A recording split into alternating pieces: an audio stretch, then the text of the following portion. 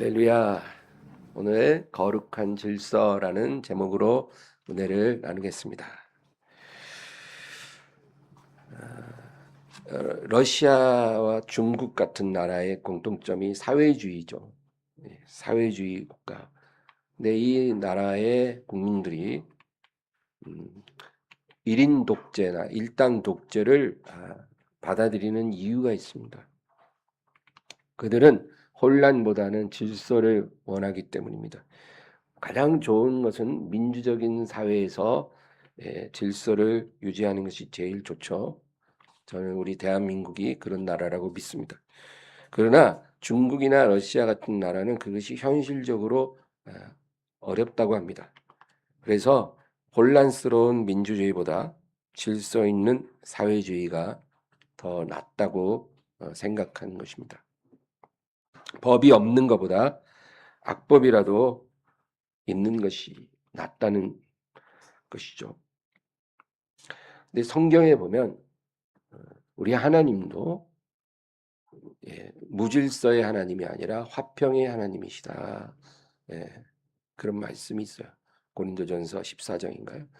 무질서를 기뻐하지 아니하십니다. 하나님은 질서의 하나님이고 화평의 하나님이고 그런 하나님이십니다. 그래서 자기 백성에게 율법을 주셨죠. 법을 지키라는 거예요. 여러 가지 규례를 정해 주셨습니다. 너희가 내게 나올 때 그냥 의욕만 가지고 마구잡이로 나와서 그냥 자기 내키는 대로 제사 드리고 뭐 아무 짐승이나 잡아서 아무렇게나 제사 드리라 그러지 않았어요.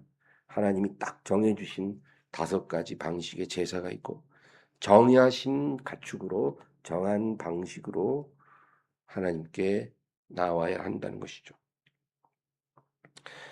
하나님은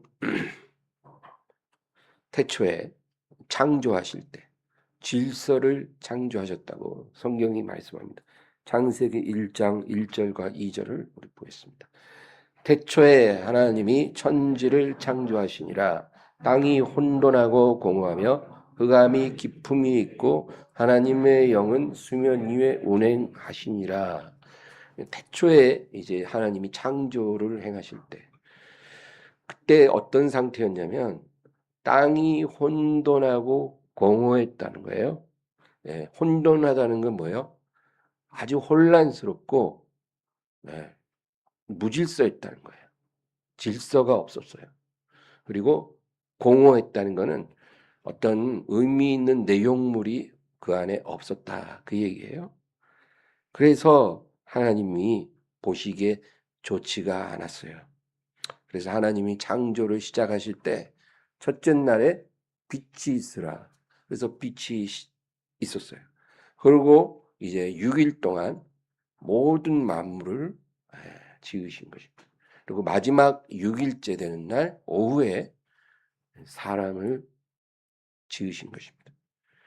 그렇게 해서 그 모든 만물을 창조하신 후에 거기에 질서를 부여하시고 하나님이 보시기에 심히 좋았더라. 그러니까 여러분 그냥 하나님이 해와 달과 별들을 만들어 가지고 우주 공간에 확 흩뿌린 게 아니라 일정한 질서를 따라 움직이게 하셨다는 거예요. 기가 막힙니다.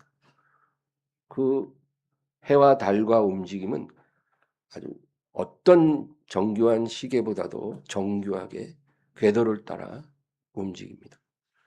그리고 자연 만물도 그냥 만들어 놓고 방치하신 게 아니라 질서 있게 조화 있게 그렇게 움직이도록 하신 것입니다. 봄이 오죠. 그 다음에 뭐가 와요? 봄 다음에 겨울 온 적 봤어요? 못 봤을 거예요. 봄 다음에 반드시 여름 오고 여름 가면 가을 오고 가을 지나면 반드시 겨울 옵니다. 지금 겨울이잖아요. 이 겨울 2달 정도 지나면 뭐가 와요? 여름 옵니까? 아니에요. 봄이 옵니다. 이게 여러분 우연히 이렇게 되는 게 아니라 하나님이 질서를 부여하신 거예요. 모든 동물들, 또 물고기들, 새들, 식물들 다 질서 안에서 번식하고 산란하고 또 그렇게 무성하게 자라고 꽃이 피고 열매 맺고 또 이파리 떨어지고 또 싹나고 또 꽃 피고 열매 맺고 그 질서를 따라 그렇게 살아있는 것입니다. 그래서 하나님은 창조의 하나님이시면서 질서의 하나님이십니다. 무질서를 가장 싫어하십니다. 그러니까 우리도 무질서하게 사는 걸 하나님이 기뻐하지 않아요. 우리의 삶도 우리의 신앙도 질서 있게 이루어져야 하는 것입니다. 그런데 죄가 들어왔어요. 죄가 들어오니까 제일 먼저 일어난 상황이 질서가 깨지는 거예요. 죄가 들어오면 질서가 무너지고 그래서 자연에도 여러 가지 자연재해가 발생하는 거예요.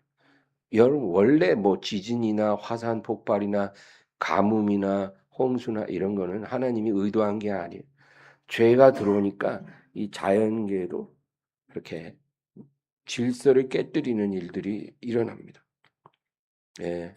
원래 하나님이 가시덩굴이나 잡초나 독초 같은 거를 만드시지 않았어요. 죄가 들어오니까 이 식물 세계의 질서가 깨어지고 원래 호랑이 사자가 사람 잡아먹고 이렇게 흉폭해지지 않았어요. 처음에는 풀 뜯어먹고 사람들과 어울려져서 강아지처럼 이렇게 순한 짐승인데 질서가 깨지니까 이 만물이 부패한 거예요. 그래서 맹수들이 흉폭해지고 그리고 사람을 해치고 서로 잡아먹고 그렇게 된 거예요. 원래 약육강식이라는 것은 하나님이 처음에 의도한 게 아니에요. 질서가 깨지니까 이 자연계가 그렇게 부패해진 것입니다. 사람만 타락한 게 아니라 모든 피조물이 탄식하고 부패하게 되었다. 그래서 질서가 깨지면 관계도 깨진다는 거예요. 하나님과의 관계 깨집니다. 또 사람과의 관계 깨져요. 죄가 들어오면 그렇게 질서가 무너지고 관계가 깨어져요. 이게 죄의 열매예요. 여러분, 죄를 범하니까 하나님과 멀어지잖아요.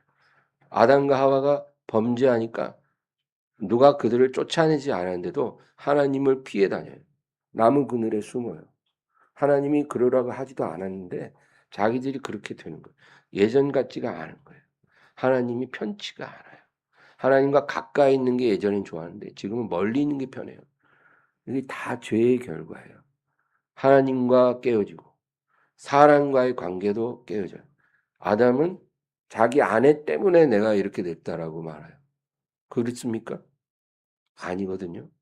하나님이 아담에게 먹지 말라 그랬지 하와에게 말씀하신 게 아니잖아요. 그러니까 아담은 책임을 면할 수 없어요. 근데도 자기 아내 때문에 그렇게 됐다. 그러니까 부부관계가 깨지는 거예요. 그리고 그 자녀들 가인과 아벨 형제 간에 살인이 일어나요. 그래서 지금까지 아담부터 지금까지 인류는 한 번도 미움이나 다툼이나 전쟁을 없이 살아본 역사가 없어요.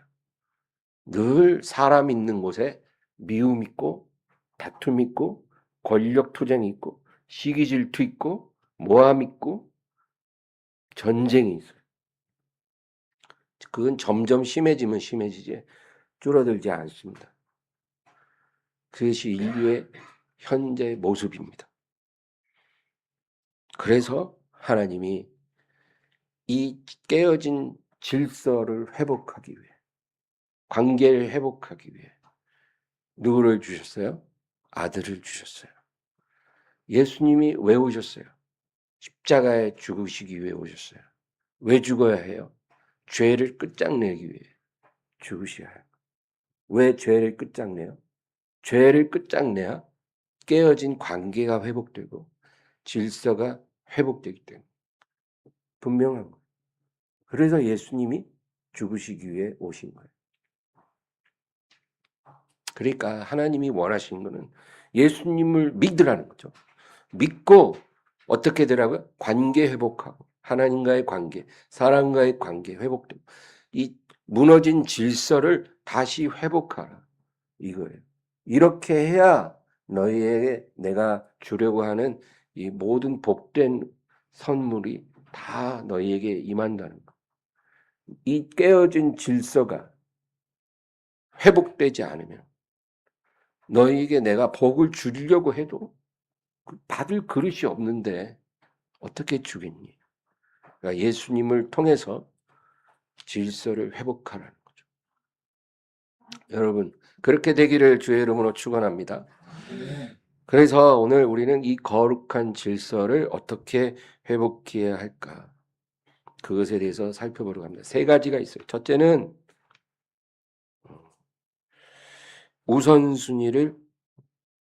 우선순위를 바르게 하는 것입니다. 이것이 질서 회복의 첫 번째 단추예요. 첫 번째 단추를 잘 끼워야 해요. 그러면 두 번째도 잘 낄 가능성이 아주 높아요. 근데 첫 번째 단추를 잘못 끼면 계속 잘못 끼죠. 첫 번째 단추가 중요해요. 질서 회복의 첫 단추, 우선순위를 바르게 하는 것입니다. 신앙의 우선순위 중요합니다.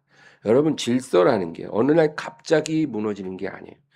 처음에 사회 질서가 무너지는 것들 보면 한 사람이 질서를 어겨요. 그러면 또 한 사람이 그걸 따라해요. 이러다가 점점 많은 사람이 질서를 무시하게 되고 그러다가 나중에 아무도 질서를 지키지 않게 되는 거예요. 길에 가다 보세요. 우리나라에는 쓰레기통이 없잖아요. 길거리에. 그래서 세계적으로도 이게 특이한 거래요. 길거리에 쓰레기통이 없는데 쓰레기가 없어요. 너무 좋은 거죠. 자기 쓰레기를 가지고 있다가 어디 가서 버리고 집에 가져가고 이런 식이에요. 근데 이제 어디 가로수 밑에 누가 그냥 쓰레기를 하나 딱 버려요. 하나 정도는 있을 수 있죠. 근데 또 누가 거기다가 또 자기 쓰레기를 버려요. 그래서 쓰레기가 이렇게 조금 모여져요. 그러면 한 하루만 지나면 밤 사이에 거기 쓰레기가 이렇게 쌓입니다. 다 거기다 버려야지. 여기다 버려도 되나 보다. 안 되는 거잖아요. 근데 누가 그렇게 시작을 하고 누가 또 따라 하니까 다 거기다 버려서 그거 일주일 뒤에 보면 산처럼 쌓일걸요. 이거예요. 질서가 무너지는 과정이에요. 그런데 영적으로도 비슷합니다. 갑자기 무너지는 게 아니라 서서히 무너지기 때문에 우리가 그것을 감지하지 못합니다. 우리가 머리로는 어떻게 하는 것이 올바른 신앙인지 다 알아요. 모르는 사람 별로 없어요. 이 자리에 있는 여러분 중에서도 몰라서 못하는 사람은 아마 한두 명 정도일 거예요. 대부분은 다 어떤 것이 옳은지 알아요. 우리의 삶에 예배가 우선, 기도가 우선. 그렇죠? 모릅니까? 알아요. 하나님이 우선. 너무나 잘 알고 있어요. 그런데 이 원칙이 한 번 깨집니다. 두 번 깨져요. 또 세 번 깨져요. 그러면 나중에는 이 영적인 우선순위라는 가치 자체가 무너지게 되는 거예요. 의미가 없어진 거예요. 이 우선순위는 율법주의가 아니에요. 율법을 지키라 이런 의미가 아니에요. 이것은 나와의 약속이에요. 하나님과의 약속이에요. 하나님을 우선시하라. 이게 왜 율법입니까? 너는 네 마음을 다하고 뜻을 다하고 목숨을 다해 주 너의 하나님을 사랑하라. 그러니까 너의 마음, 뜻 그리고 목숨. 너 목숨보다도 하나님이 더 중요하다는 거예요. 하나님이 우선이라는 거예요. 이게 하나님이 주신 계명이에요. 하나님의 뜻이에요. 우리가 알잖아요. 그런데 이렇게 살려고 해도 잘 안 되겠죠. 그러면 회개하고 또 노력하고 이러면 괜찮은데 그게 아니라 한 번 어기고 두 번 어기고 세 번 어기고 그리고 그냥 회개도 안 하고 아유 뭐 사람이 다 그렇지 뭐 나만 그래 다들 그래 이러고 살아요. 그러면은 하나님 우선주의라는 원칙 자체가 무너지는 거예요. 그래 우리가 이 신앙의 질서가 붕괴되는 것입니다. 아무것도 아닌 거예요. 아브라함은 율법 이전의 사람이잖아요. 그런데 그가 노년에 이 우선순위의 시험을 받았고 모리아 산에서 하나님의 인정을 받았어요. 하나님이 아브라함을 시험하셨잖아요. 100세에 낳은 아들을 번제로 드리라. 이게 뭐예요? 우선순위를 시험해 보시는 거예요. 무엇이 우선이냐? 하나님이 우선이냐? 100세에 낳은 너의 외아들이 우선이냐? 네. 하나님 항상 이렇게 시험해요. 뭐 내가 우선이냐? 너희 집에 놔둔 꿀단지가 우선이냐? 아, 당연히 하나님이 우선이죠. 그까지 꿀단지가 뭐냐고. 우리가 이렇게 하죠. 근데 그러지 않아요. 100세에 낳은 아들이냐? 아니면 하나님. 근데 아브라함은 그 시험을 통과했습니다. 창세기 22장 15절에서 18절. 여호와의 사자가 하늘에서부터 두 번째 아브라함을 불러 이르시되 여호와께서 이르시기를 내가 나라에 가리켜 맹세하노니 내가 이같이 행하여 내 아들 내 독자도 아끼지 아니하였은즉 내가 내게 큰 복을 주고 내 씨가 크게 번성하여 하늘의 별과 같고 바닷가의 모래와 같게 하리니 내 씨가 그 대적의 성문을 차지하리라. 또 내 씨로 말미암아 천하 만민이 복을 받으리니 이는 네가 나의 말을 준행하였음이라 하셨다 하니라. 하나님이 아브라함에게 하신 약속을 확실하게 인을 쳐주셔요. 언제? 이 우선순위의 시험을 통과했을 때. 네. 여러분, 이 우선순위의 시험은 믿는 자에게 반드시 옵니다. 피해갈 수 없어요. 우리 삶에 우리가 예상하지 못한 순간순간에 이 우선순위의 시험 계속 와요.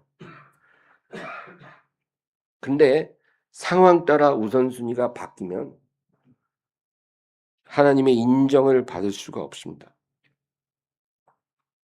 하나님의 약속이 딜레이 돼요. 하나님이 우리의 믿음을 인정해 주셔야 약속된 복이 주어지는 거예요. 근데 이 우선순위의 시험이 올 때마다 무너져요. 늘 머릿속에서는 하나님이 우선이고 예배가 우선이고 기도가 우선인데 삶 속에서 다 무너져요. 상황만 생기면 다 무너져요. 그러면 하나님이 인정을 하실 수가 없다는 거예요. 유급됩니다. 유급되면 어떻게 해요? 또 다녀야 돼요. 한 학년 한 학년 올라가야 되는데 그러지 못해요. 시험을 못 통과하니까. 영적 세계가 그렇다는 거예요. 그런데 우리한테 하나님이 너 불합격 이렇게 말 안 해준다는 거예요. 문자로 안 와요. 너는 불합격했다. 다음 시험을 보거라. 이렇게 오면은 심기일전에서 준비할 텐데 우리가 시험이 왔다가 내가 불합격하고 시험이 지나가는 것도 몰라요. 그러니까 얼마나 안타깝습니까? 내 삶의 우선순위가 하나님이 아닌데 하나님께 복을 달라고 때를 쓰는 신자들이 너무 많아요. 여러분 이게 되겠냐고요. 내가 하나님을 사랑하지 않아요. 근데 하나님께 복을 달라는 거예요. 이게 기복신앙이에요. 기복신앙은 신을 사랑하지도 않으면서 신에게 복을 구하는 게 기복신앙이에요. 오늘날 교회 안에 기독교에 이런 신자들이 너무 많아요. 하나님을 사랑하지 않은데 하나님께 복을 구합니다. 그래서 아무 일도 안 일어나요. 하나님이 주무시는 것도 아니고 손이 짧아서 우리를 구원하시지 못하는 것도 아니고 귀가 드나여 듣지 못하심이 아닌 거예요. 사울 왕, 사울이라는 사람, 이스라엘의 왕이죠. 근데 그가 왕으로 있을 때 많은 실수를 했는데 그 중에 하나가 하나님의 언약궤를 예루살렘으로 모셔오려는 시도조차 하지 않았다. 하나님의 언약궤는 반드시 예루살렘에 그리고 성막 안에 지성소에 안치되어 있어져야 해요. 그런데 지금 어디 있어요? 아비나답이라고 하는 사람 집에 있는 거예요.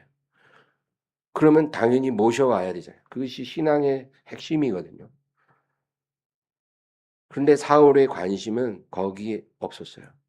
그런 거는 사울의 관심사가 아니에요. 사울은 오로지 자기 권력을 안전하게 지키는 데만 관심이 있었어요. 그래서 일평생 다윗을 쫓아다니는데 다 소진했어요. 하나님을 경외하지 않으니 사람을 두려워해요. 하나님을 두려워하면 사람을 안 두려워하는데 하나님을 두려워하지 않는 사람은 사람도 두렵고 장래일도 두렵고 노후도 두렵고 건강을 잃어버릴까 두렵고 사업에 파산할까 두렵고 다 두려운 것뿐이에요. 다윗을 두려워할 필요가 없거든요. 근데 다윗을 그렇게 두려워합니다. 예. 하나님을 두려워해야죠. 여기서 벌써 질서가 무너진 거예요. 블레셋과 전쟁하는데 너무 두려워. 정말 다윗이 골리앗을 향해 달려나가는 그런 담대함은 고사하고 블레셋과 군대끼리 싸우는데도 너무 두려워서 밤에 몰래 변장하고 신접한 여자, 무당이죠. 무당을 찾아가서 자기 운명이 어떻게 될지 물어봐요. 이렇게 사람이 무너지는 겁니다. 질서가 무너지면 정말로 점점점 안 좋아지는 거예요. 학개라는 선지자가 있었어요. 학개 1장 3절에서 5절 보겠습니다. 여호와의 말씀이 선지자 학개에게 임하여 이르시되 이 성전이 황폐되었거늘 너희가 이때 판벽한 집에 거주하는 것이 옳으냐. 그러므로 이제 만군의 여호와가 이같이 말하노니 너희는 너희의 행위를 살필지니라. 바벨론에서 귀환한 유대인들이 이제 유대 땅에 예루살렘에 정착을 했어요. 제일 중요한 게 뭐예요? 성전을 먼저 재건해야죠. 근데 성전을 재건하다가 너무 힘든 거예요. 돈도 많이 들고 그리고 힘들어요. 막 방해하는 일도 많고 그래서 성전이 중단됐어요. 그래서 16년간이나 성전 건축이 중단되고 성전은 지금 미완성 상태예요. 근데 이제 이스라엘 사람들이 자기 집을 다 짓는 거예요. 짓는데 너무 아름다운 집을 잘 짓고 인테리어도 잘 해놓고 그리고 편안하게 살고 있는 거예요. 그러니까 하나님이 선지자 학개를 통해서 무섭게 질책하신 이 성전이 황폐되었거든. 나의 집이죠. 나의 집, 내 이름을 둔 집이 황폐되어 미완성인데 너희가 이때 판벽한 집에 거주하는 것이 옳으냐. 판벽하다는 말은 완벽하게 치장됐다 이런 뜻이에요. 그러니까 너희 집은 완벽하게 치장해 놓고 정말 인테리어도 멋있게 해놓고 이제 가구도 좋은 거 다 들여놓고 그렇게 안락하게 해놓고 사는 것이 옳으냐? 그러므로 이제 여호와가 말하노라. 너희의 행위를 살필지니라. 하나님이 선지자를 통해서 이렇게 얘기하는 거예요. 지금 말하는 게 뭐냐면요. 우선순위가 심각하게 무너졌다는 거예요. 이렇게 우선순위가 잘못되어 있는데 너희는 이 문제를 보지 못하고 있고 그리고 절기마다 때마다 내게 와서 복을 달라고 하지 않냐. 이 상황이 이게 옳으냐. 너희는 너희의 행위를 살필지니라. 네, 여러분, 성경에서 우리는 중요한 교훈을 얻어야 합니다. 하나님은 동일하신 하나님이기 때문이에요. 디모데후서 3장에 보면 말세에 고통하는 때가 이를 것이다. 그때 그 말세에 나타날 18가지 징조들 쭉 나열을 해요. 근데 이 18가지 징조들 중에 제일 첫 번째로 하나님이 말씀하시는 게 자기를 사랑하리라.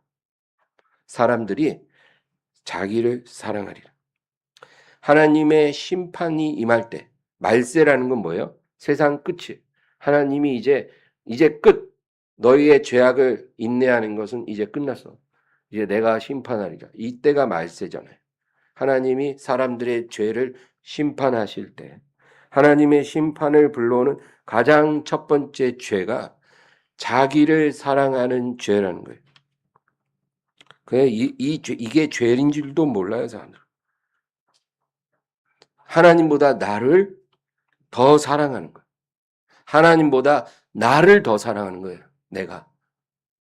내 목숨 다해 사랑하라 그러셨는데 그게 아니고 하나님보다 내가 더 사랑하는 거예요. 나를. 하나님보다 나를 우선순위에 두는 거예요. 불신자들은 이 죄를 벗어날 방법이 없어요. 왜? 하나님을 모르니까요. 하나님 모르는데 당연히 내가 최고죠. 내가 첫 번째죠.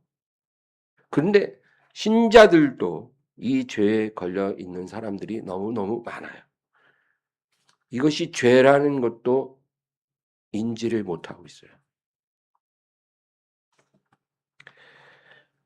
말락이라는 선지자가 있었어요. 이 사람 역시 우선순위의 질서가 무너진 하나님 백성들을 무섭게 책망합니다. 말라기 1장 8절 9절.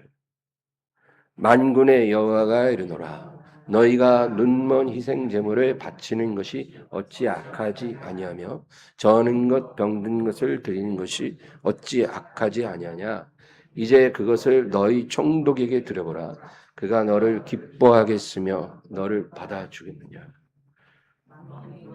만군의 여호와가 이르노라 너희는 나 하나님께 은혜를 구하면서 우리를 불쌍히 여기소서 하여 보라. 너희가 이같이 행하였으니 내가 너희 중 하나인들 받겠느냐. 너무 무서운 말이에요. 정말로. 너희가 나에게 나올 때 병들고 눈먼 가축을 내게 가져오고 그리고 건강하고 기름진 가축은 너희와 너희 가족을 위해 아껴두고 그렇게 하지 않느냐. 너희가 하는 이 행동을 너희 총독에게 해봐라. 응? 총독에게 선물을 주면서 병들고 눈먼 가축만 골라가지고 총독에게 가져가면 그 총독이 기뻐하겠느냐. 그런데 하물며 만군의 여호와께 너희가 가지고 오는 가축을 그렇게 하느냐. 그리고 하나님이 뭐라 그래요? 너희는 나에게 은혜를 구하고 우리를 불쌍히 여기소서 늘 하지만 너희가 이같이 행하니 내가 너희 중 하나인들 받겠느냐. 이게 하나님의 말씀이에요. 선지자는 하나님의 말씀을 그냥 대언하잖아요. 여러분, 나는 그렇지 않아. 이렇게만 생각하지 말아요. 우리 그냥 내 자신을 하나님 앞에 투명하게, 정직하게 들여다볼 줄 알아야 돼요. 우리가 병들고 눈먼 가축 가져올 일 없으니까 나랑은 상관없어. 이렇게 생각하지 말고 우리의 삶 속에 나는 하나님을 어떤 식으로 대하고 있는가. 예를 들어 여러분 어떤 회사에 직원이 있어요. 직원이 있는데 이 직원이 너무 결근을 자주 해요. 그 결근을 너무 자주 해서 이게 물어보면 어제 뭐 술 마시고 몸이 무거워서 못 나왔어요. 아침에 일어나는데 그냥 아이고 감기 기운이 있어 그냥 하루 쉬었어요. 오늘 급한 일이 개인 볼 일이 있어서 안 나갔어요. 뭐 오늘 뭐 어디 경조사가 있어서 내가 못 나왔어요. 뭐 어쩌다 한두 번도 아니고 늘 그런 식이야. 그리고 지각하는 날이 더 많아. 예. 그러면 어느 사장이 이런 직원에게 월급을 주겠냐고요. 안 줘요. 한 달 만에 그냥 해고해, 해고. 이런 사람은 못 써. 그렇잖아요. 세상에서 우리가 이렇게 하면 다 잘려요. 근데 하나님 앞에서는 이런 식으로 태연하게 해요. 수년 동안. 하나님 앞에서는. 그런데 하나님이 우리를 안 자르실 것 같아요. 나중에 자른다니까요. 지금 안 자르고. 하나님을 두려워할 줄 알아야 돼. 하나님한테는 더 잘해야 되는 거예요. 우리에게 영생을 약속하신 하나님이잖아요. 월급 주는 정도가 아니잖아요. 영생을 약속하신 하나님께 더 잘해야죠. 하나님을 너무 쉽게 생각하지 말라는 거예요. 그 앞에 6절을 보겠습니다. 내 이름을 멸시하는 제사장들아, 나 만군의 여호와가 너희에게 이르기를 아들은 그 아버지를 종은 그 주인을 공경하나니 내가 아버지일진데 나를 공경함이 어디 있느냐.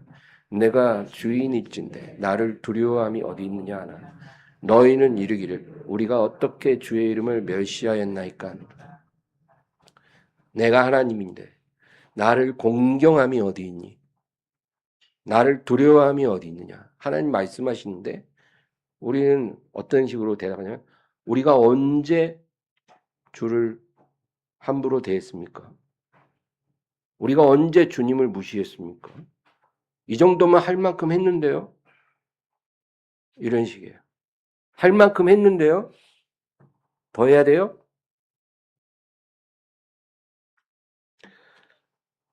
그러지 말라는 거예요.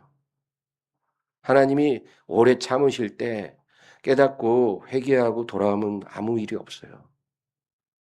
하나님은 우리를 구원하고 싶고 살리고 싶고 변화시키고 싶고 복 주고 싶지 우리에게 심판을 내리기를 원하지 않으세요.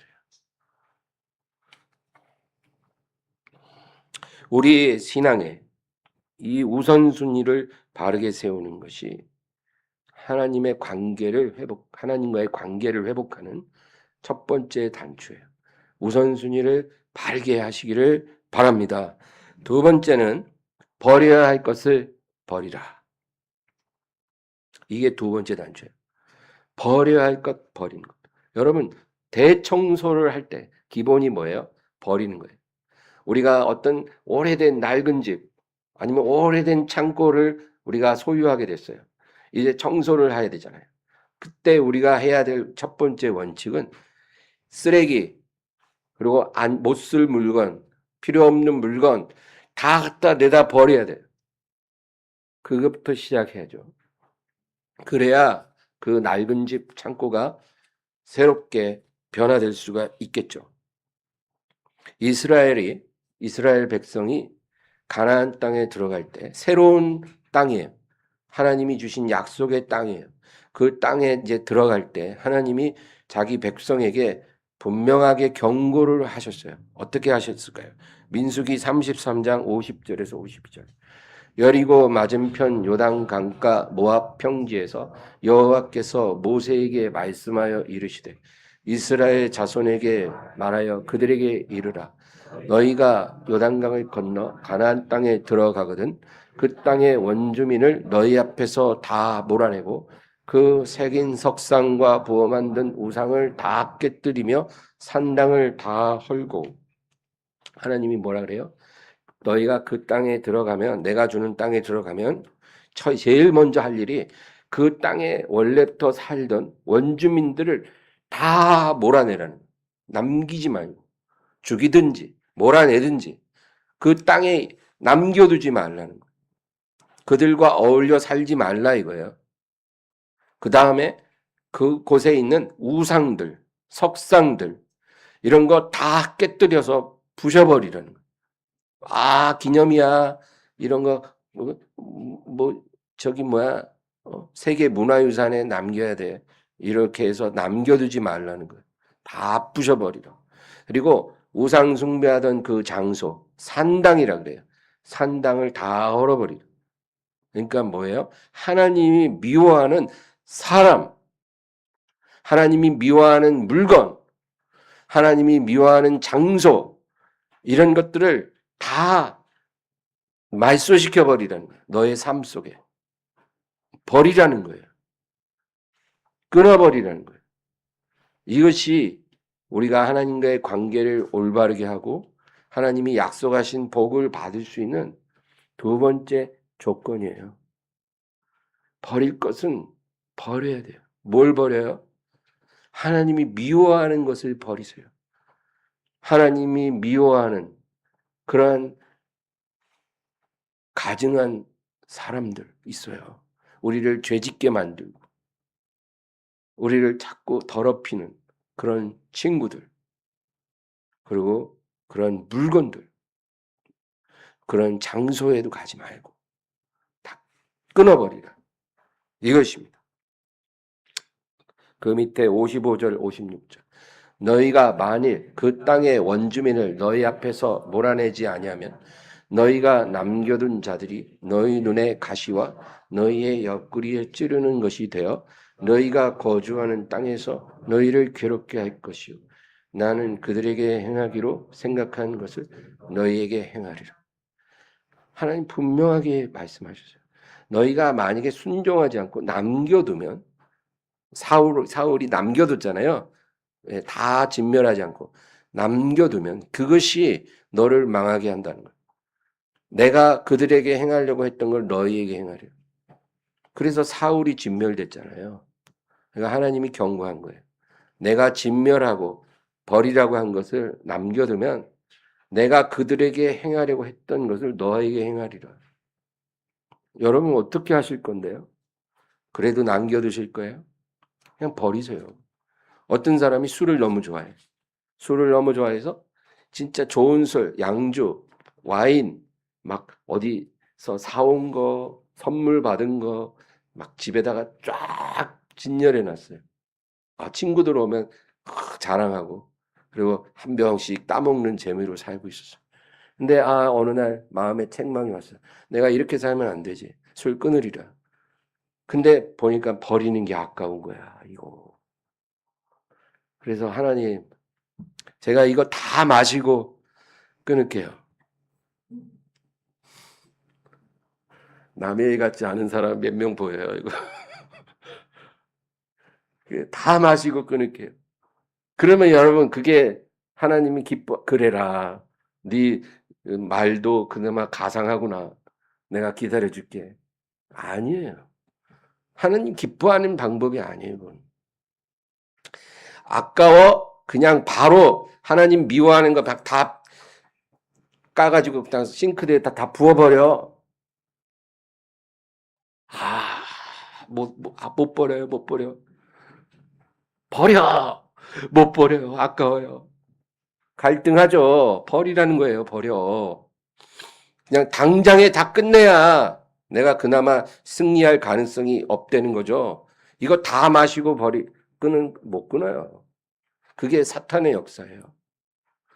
그러니까 하나님이 미워하는 거는 나중에 1년 뒤에 할게요. 이거 안 돼요. 지금 해야 지금. 뭐든지 뭐가 됐든 깨닫는 순간 지금 하라는 거예요. 모를 때는 어쩔 수 없지만 알았으면 지금. 그 다음 세 번째. 하나님의 방식으로 사는 법을 배우라. 예. 이게 마지막 세 번째 단추예요. 이 단추까지 잘 끼우면 하나님과의 관계 회복되고 하나님의 축복의 문도 열려요. 믿으십니까? 하나님의 방식으로 사는 법을 배워야 해요. 하나님을 믿는데 내 방식대로 살겠다고 하는 사람들이 많습니다. 이런 사람은 하나님의 열매를 못 맺어요. 축복도 없습니다. 하나님을 믿는다면 하나님 방식으로 사는 법을 배워야 해요. 다윗이 왕이 있을 때 다윗은 사울과 달랐어요. 하나님의 언약궤를 예루살렘으로 옮기기를 원했어요. 그래서 이제 날 잡아서 이제 온 국민 다 모아놓고 이제 아비나답의 집에 있던 언약궤를 소가 끄는 새 수레에 싣고 이제 이동을 합니다. 그런데 그 수레가 막 흔들릴 때 이 수레를 몰던 웃사가 언약궤를 탁 만지는 순간 하나님이 그를 쳐서 그 자리에서 죽었어요. 그러니까 아주 경사스러운 좋은 날이 완전히 순식간에 아수라장이 되고 그냥 완전히 망쳐버리고 만 거죠. 다윗이 왜 그런 방법을 했을까요? 20년 전 블레셋에서 언약궤가 돌아올 때 블레셋 사람들이 그 언약궤를 소가 끄는 새 수레에다 실어서 보냈어요.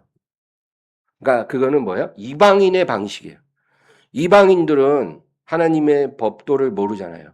그러니까 무거운 언약궤를 옮기려면 당연히 소가 끄는 수레에다 실어서 옮기는 게 좋은 방법이에요. 그렇잖아요. 그래서 블레셋에서 돌아올 때 그렇게 왔거든요. 근데 그걸 보고 이방인의 방법을 그대로 답습해서 다윗이 그렇게 한 거예요. 그러니까 하나님의 말씀을 모르는 거죠.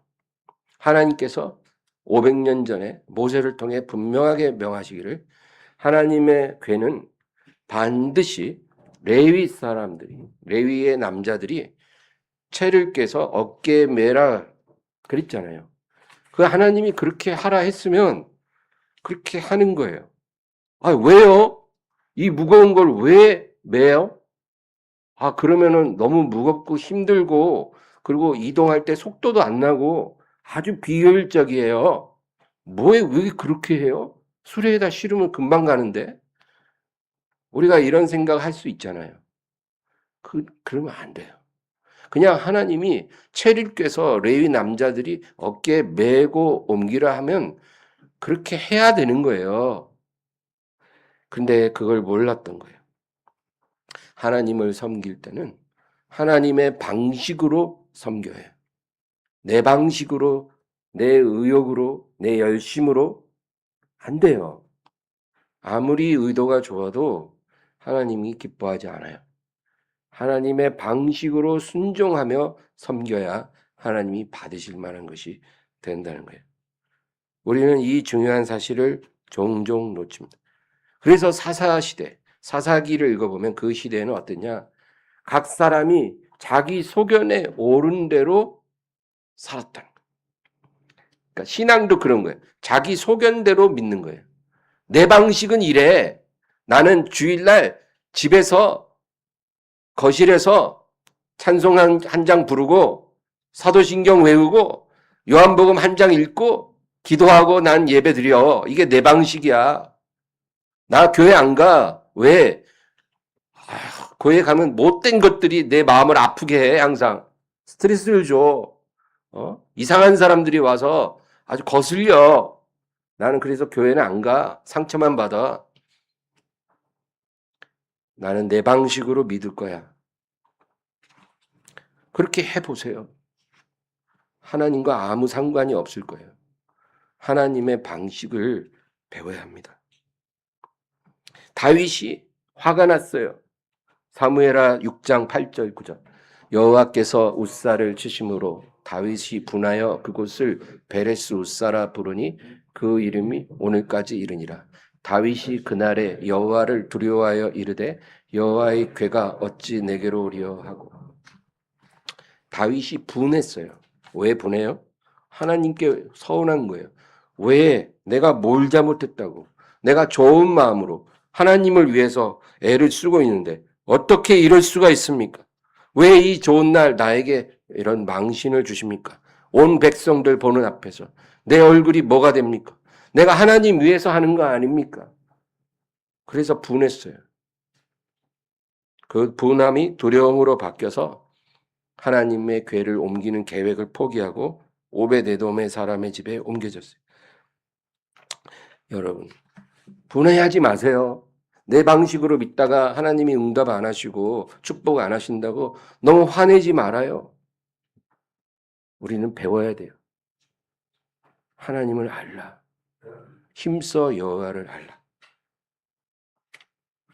이제 본문 이후에 역대상 15장 11절에서 13절. 다윗이 제사장 사독과 아비아다를 부르고 또 레위 사람 우리엘과 아사야와 요엘과 스마야와 엘리엘과 암미나답을 불러 그들에게 이르되 너희는 레위 사람의 지도자이니 너희와 너희 형제는 몸을 성결하게 하고 내가 마련한 곳으로 이스라엘의 하나님 여호와의 궤를 메어 올리라. 전에는 너희가 매지 아니하였으므로 우리 하나님 여호와께서 우리를 찢으셨으니 이는 우리가 규례대로 그에게 구하지 아니하였음이라 하니. 전에는 하나님의 방식을 모르고 우리 방식대로 하다가 하나님이 우리의 마음을 찢으셨다. 그게 은혜예요. 그러나 이제 우리가 매자, 하나님 뜻을 알았으니 하나님 명하신 대로 하자. 힘들어도 속도가 느려도 하나님 뜻대로 하자. 이는 이렇게 우리가 하나님 규례대로 순종하면 이제 하나님이 우리를 기뻐하시고 우리에게 복을 주시리라. 그 얘기예요. 여러분, 그 밑에 25절에서 28절도 이에 다윗과 이스라엘 장로들과 천부장들이 가서 여호와의 언약궤를 즐거이 메고 오베데돔의 집에서 올라왔는데 하나님이 여호와의 언약궤를 맨 레위 사람을 도우셨으므로 무리가 수송아지 7마리와 순양 7마리로 제사를 드렸더라. 다윗과 및 궤를 맨 레위 사람과 노래하는 자와 그의 우두머리 그나네와 모든 노래하는 자도 다 세마포 겉옷을 입었으며 다윗은 또 베옷을 입었고 이스라엘 무리는 크게 부르며 뿔나팔과 나팔을 불며 재금을 치며 비파와 수금을 힘있게 타며 여호와의 언약궤를 메어 올렸더라. 이제 즐거이 하나님의 뜻대로 순종합니다. 그러니까 하나님이 다윗을 기뻐하시고 이스라엘에 복을 내리시고 평안을 주신 것입니다. 여러분, 내 뜻대로 내 방식대로 하나님을 섬긴다고 하면서 복만 달라고 하면 어떻게 복을 받습니까? 호세아 6장 3절 읽고 마치겠습니다. 그러므로 우리가 여호와를 알자. 힘써 여호와를 알자. 그의 나타나심은 새벽빛같이 어김없나니 비와 같이 땅을 적시는 늦은 비와 같이 우리에게 임하시리라 하니라. 하나님을 힘써 알자. 하나님을 믿기만 하는 게 아니라 힘써 알자. 하나님의 마음으로, 하나님의 뜻도, 하나님의 생각도, 하나님이 우리에게 요구하는 것이 무엇인지 알자. 하나님께 묻고 하나님 말씀 묵상하고 날마다 연구하고 하나님을 가까이 하고 하나님을 알자. 우리가 하나님 뜻대로 살면 우리의 삶의 질서가 회복되면 하나님과의 관계가 회복되고 하나님이 우리에게 복을 내려주신다는 거예요. 새벽빛같이 어김없이 우리에게 임하실 것이고 땅을 적시는 늦은 비와 같이 우리에게 임하시고. 여러분, 늦은 비가 중요해요. 이른 비도 필요하지만 늦은 비가 반드시 내려줘야 추수 직전에 임하는 그 비가 와줘야 풍성한 결실이 있다는 거예요. 그러니까 늦은 비처럼 은혜를 주신다 이 말은 우리의 삶에 풍성한 복을 내려주신다 그 말이에요. 이게 그냥 오는 게 아니라 힘써 하나님을 알고 그 방식대로 사는 사람. 우선순위 분명히 하고 버릴 거 버리고 하나님 방식으로 사는 사람. 이런 사람에게 하나님이 은혜를 내려주실 것입니다. 하나님 아버지 감사합니다. 오늘도 저희들을 불쌍히 여기사 하나님의 거룩한 질서를 다시 회복되게 하옵소서. 우리가 하나님을 믿는다고 하지만 질서가 무너지고 뒤죽박죽 내 소견에 옳은 대로 그렇게 살지는 않는지요. 주님 불쌍히 여기시고 우리가 겸손히 나아가오니 하나님 내 삶의 가장 우선순위 그것이 무엇인지 분명하게 깨닫게 하사 그 질서를 세우게 하여 주시옵소서. 아무리 바빠도 예배가 우선, 기도가 우선되게 하시고 하나님이 나보다 우선되게 하여 주시고 하나님이 미워하는 모든 것 과감히 다 버리게 하여 주시고 하나님이 미워하는 사람, 하나님이 미워하는 물건, 하나님이 기뻐하지 않는 어떤 장소 다 버리게 하여 주시고 하나님 아버지, 하나님의 방식으로, 하나님의 뜻대로 하나님을 섬기며 살아가는 우리가 되게 하옵소서. 주여, 늦은 비같이 우리에게 복을 내려주시고 은혜를 베풀어 주옵소서. 예수님의 이름으로 기도합니다. 아멘.